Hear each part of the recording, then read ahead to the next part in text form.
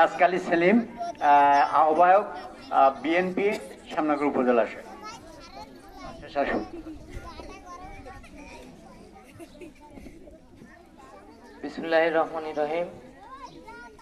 ৯০ নম্বর গৌরীপুর সরকারি প্রাথমিক বিদ্যালয় কর্তৃক আয়োজিত বার্ষিক পরীক্ষার ফলাফল প্রদান অনুষ্ঠানে সম্মানিত প্রধান অতিথি, সম্মানিত সভাপতি, সম্মানিত বিশেষ অতিথি সহ আমার সামনে উপস্থিত কোমলমতি ছাত্রছাত্রী ও অভিভাবক বৃন্দ, সবাইকে জানাই আমার ব্যক্তিগত পক্ষ থেকে আন্তরিক সালাম ও শুভেচ্ছা। আসসালামু আলাইকুম।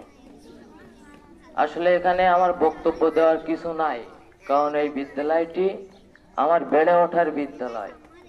এখানে যে কয়জন মানুষ উপস্থিত আছেন সবাই আমার শিক্ষাগুরু।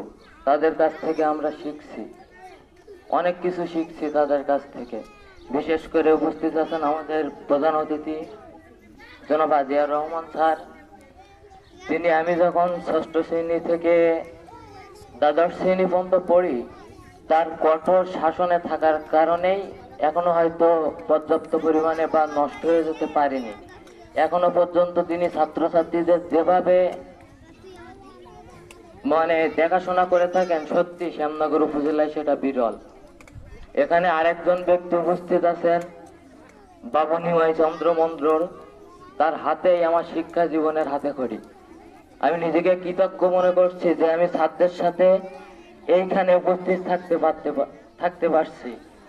যেহেতু আমি বক্তব্য দেওয়ার কোনো নাই, কারণ আমার ভিতরটাতে এখন আবেগ কাজ করছে। কারণ আমার শিক্ষাগুরুদের সামনে বেশি বক্তব্য দেওয়া আমার সাথে না। আমি আমার বক্তব্যটাকে আমার শ্রদ্ধেয় প্রধান শিক্ষক আজিয়ার রহমান স্যারকে উৎসর্গ করলাম। আমি এলাকারই সন্তান, সবাই আমার জন্য দোয়া করবেন। আমি আপনাদের সবার মঙ্গল চাই, এই বলে আমার সংক্ষিপ্ত বক্তব্য এখানে শেষ করছি। সবাইকে ধন্যবাদ।